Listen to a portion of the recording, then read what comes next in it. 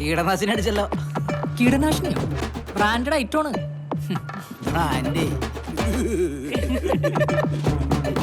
Road സൈഡിൽ നിന്ന് 15 രൂപയുടെ ജില്ലാ ലംഘടി ഷഡ്ഡി വാങ്ങിയിടുന്ന നിനക്ക് ഇതൊന്നും പറഞ്ഞ മനസ്സിലാവില്ല രതീഷ്. ഈ മാസത്തെ ചിട്ടി പൈസ ഇതുവരെ കിട്ടിയില്ലേ? അവ ഇതുവരെ മുടക്കിയിട്ടില്ല. അവൻ മുടക്കൂല, കാരണം അവൻ ഒറ്റത്തടിയാണ്. എനിക്ക് പ്രാരാബ്ദങ്ങളുണ്ട്. ഒരു മാസം കണക്കെല്ലാം കൂടി കൂട്ടി എത്തിക്കണം എങ്ങനെയാന്ന് എനിക്കറിയാം. പ്ലാനിംഗ് ഓഫീസിലാ ജോലി എന്നുള്ള പേര് മാത്രമേ ഉള്ളൂ. ഇവിടെ ഒരുത്തന്റെയും ജീവിതത്തിൽ ഒരു പ്ലാനും ഇല്ല. വിനോദിന്റെ കയ്യിൽ നിന്ന് കാശ് കടം വാങ്ങണം, അതല്ലേ നിന്റെ പ്ലാൻ? ആ പ്ലാൻ സക്സസാ.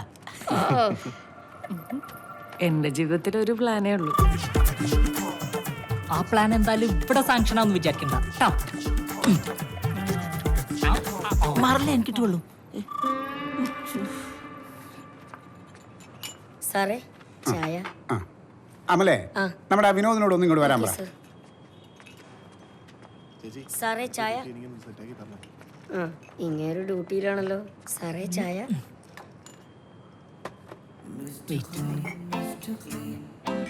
സാറേ APO സാറ് വിളിക്കുന്നുണ്ട്. ഓക്കെ. ചായ. Good morning sir. Good morning. Good morning. Thank you. വിനോദേ, നമുക്ക് രണ്ടാൾക്കും കൂടിയിട്ട് ആ ഹോസ്പിറ്റലിന്റെ കിഴക്കുള്ള വെയിറ്റിംഗ് ഷെഡിന്റെ ഇൻസ്പെക്ഷന് പോകണം. സാർ പൊടിയായിരിക്കും. ചായലല്ല, അവിടെ പൊടിയായിരിക്കും. ഇവരെ പറഞ്ഞു വിട്ടാ പോരെ? അത് പോരെ വിനോദേ, നമ്മുടെ കണ്ണ് ചെല്ലേണ്ടത് നമ്മുടെ കണ്ണ് തന്നെ ചെല്ലണം. നമ്മളൊക്കെ സർക്കാരിന്റെ മക്കളല്ലേ. സാർ, എന്റെ അച്ഛന്റെ പേര് പ്രശാന്തൻ എന്നാണ്. എന്റെ അച്ഛന്റെ പേര് സർക്കാർ എന്നല്ല. ഓഹോ, എന്തെങ്കിലും ഒരു എക്സാമ്പിൾ പറഞ്ഞാൽ അതിൽ കയറി തൂങ്ങിക്കോളണം. പോകാനുള്ള കാര്യങ്ങൾ ചെയ്യും. Good morning sir. രാവിലെ മനുഷ്യൻ പണിയരാൻ വേണ്ടി. എന്താ ഒന്നുമില്ല സാർ, ഈ ചായയിൽ മുക്കി കഴിക്കാൻ ബിസ്ക്കറ്റ് വേണമെന്ന് ചോദിച്ചതാ. ഒരുപാട് മുക്കണ്ട. വേണ്ട. ഓക്കെ.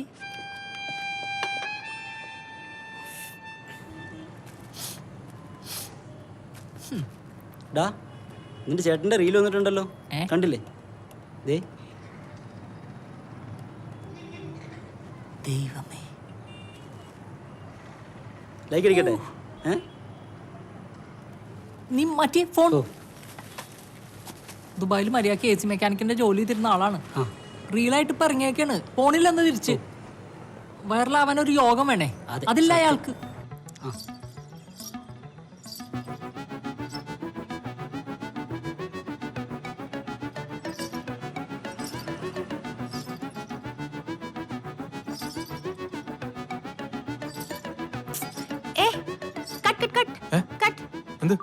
ശരിയായിട്ടില്ല, നമുക്കൊന്നുകൂടെ എടുക്കാം. ശരിയല്ലേ? ഇല്ല, റീൽസ് ശരിയാക്കരുത്. റീൽസ് ശരിയാക്കി പ്രൊഫഷണൽ നമ്മൾ സിനിമ നടന്നേ പോകും. നമുക്കൊന്നുകൂടെ എടുക്കാം.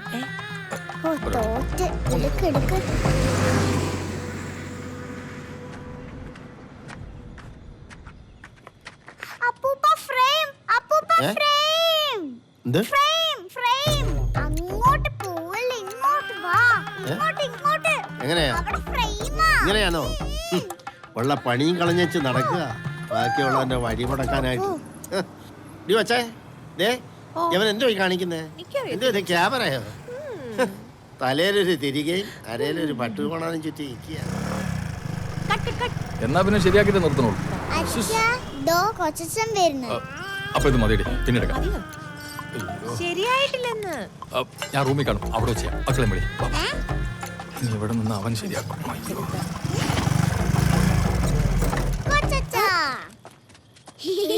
എന്താടാ ചിരിക്കുന്നേ? ഒന്നുമില്ലേ? അപ്പൊ എന്തോണ്ടല്ലോ? അച്ഛന് കൊച്ചച്ഛനെ പേടിയല്ലേ? അപ്പൊ നിനക്ക് എന്നെ പേടിയില്ലേ? എനിക്ക് പേടിയില്ല, നമ്മുടെ ടീമല്ലേ. ആ, കൊച്ചച്ഛ, അച്ഛനെ അഭിനയിക്കാൻ അറിയത്തില്ല.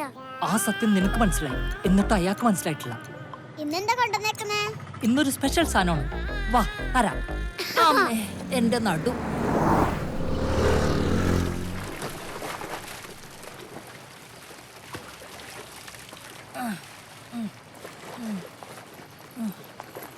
വിനോദേ, അറിഞ്ഞു കേട്ടാ? മോളെ നോക്കി പോയേ. അറിഞ്ഞെന്നാ? അന്നാണോ പറഞ്ഞത്? ഞാൻ അറിഞ്ഞിട്ടില്ലല്ലോ. നീ അതെവിടെ ഇട്ടേക്കടാ, ഞാൻ അലക്കാം. വേണ്ട വേണ്ട, അമ്മലിക്കാലേ ചീടാണൊന്നും ചാവൂല, ഞാൻ തന്നെ അലക്കണം. അച്ഛനെന്തിനാ ലീവ് എടുക്കാൻ പറഞ്ഞത്? പെണ്ണാൻ. ആർക്ക്? നിന്റെ അച്ഛന്റെ രണ്ടാം കെട്ടിന്. അല്ല പിന്നെ അമ്മ ഓക്കെയാണോ? അവന്റെ ഒരു വർത്താനം. സദ്യയൊക്കെ ഉണ്ടാവോ? ഇനി എനിക്കാണോ?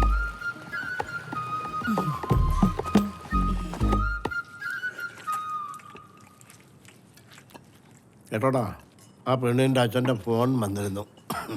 പെണ്ണ് കാണാൻ വേണ്ടി സാമ്പ്രാണിക്കുടി ചെല്ലാൻ പറഞ്ഞു. എന്ത് കൊടിയില് സാമ്പ്രാണിക്കുടിയിൽ വീട്ടിൽ വെച്ച് കണ്ടാ പോലെയെന്നു. നാളും പേരും മാത്രം നോക്കി കല്യാണം കഴിച്ചതാണ്ട് ഇതുപോലെ ഇരിക്കും. എനിക്കെന്താ ഒരു കുറവ്? കുറവല്ലടാ, നിനക്ക് ഇത്തിരി കൂടുതലാ. എന്നാലും അവൾ എന്തിനാണോ സാമ്പ്രാണിക്കുടിയിൽ വരാൻ പറഞ്ഞത്? വെള്ളത്തിൽ പോയി ചാടാനല്ലോ നിന്നോട് പറഞ്ഞത്, പെണ്ണിനെ കാണാനല്ലേ. നീ പോയി കാണടാ. എടാ ഒരു 10-11 മണിയാവുമ്പോ ദാ ഇവനെയും കൊണ്ട് അങ്ങോട്ട് ചെല്ല്. ഈ അണ്ണനെ കൊണ്ട് പോവാനോ?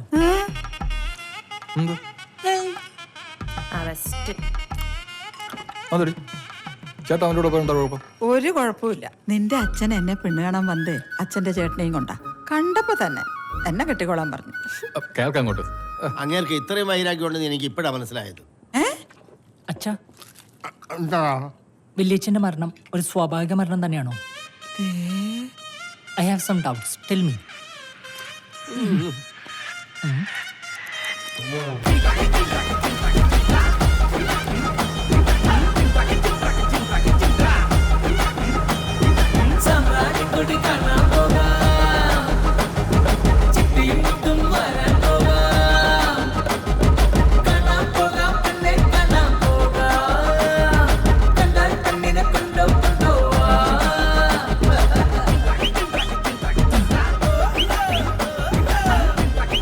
ഈ അഴുക്കുള്ളത്തിൽ ഇറങ്ങണോ? പെണ്ണേട്ടണോ? എന്നാ ഇറങ്ങണം. ഓക്കെ. ഈ അഴുക്കുള്ളത്തിൽ ഒഴിക്കലെന്ന് കേട്ടിട്ടില്ലേ? അങ്ങനെയുണ്ടോ? പിന്നെ ഇറങ്ങ.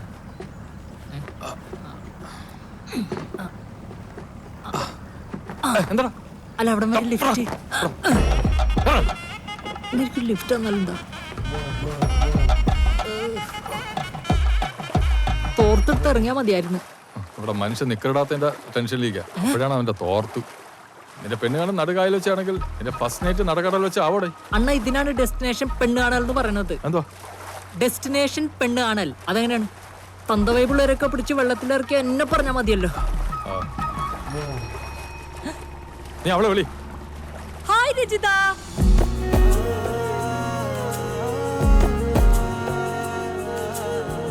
രജിത അതാണോ?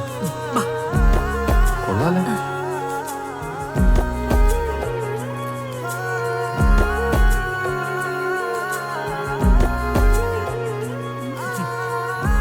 ചോദിക്കുന്നോണ്ടൊന്നും തോന്നരുത്. എന്താണ് ഈ വെള്ളത്തിൽ വെച്ചൊരു പെണ്ണ് കാണൽ? ഈ ചായ കൊണ്ടുവരുന്നൊക്കെ ഭയങ്കര ക്ലീശയല്ലേ? ആ, പിന്നെ നാണിക്കവും വേണം. എനിക്കാണെങ്കിൽ നാണൊന്നും വരില്ല.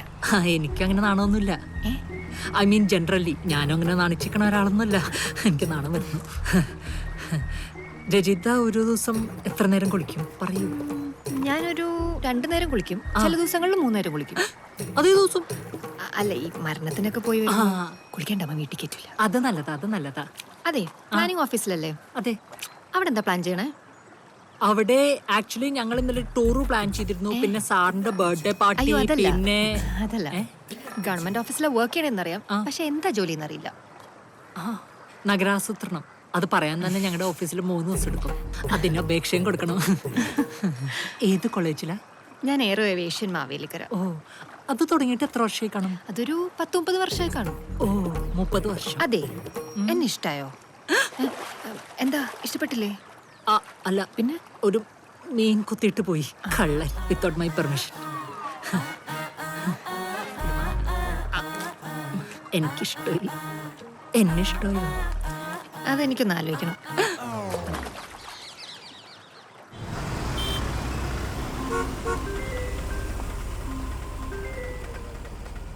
ഹലോ. ഹലോ, വിനോദല്ലേ? ഞാൻ രജിതയാ. പറ.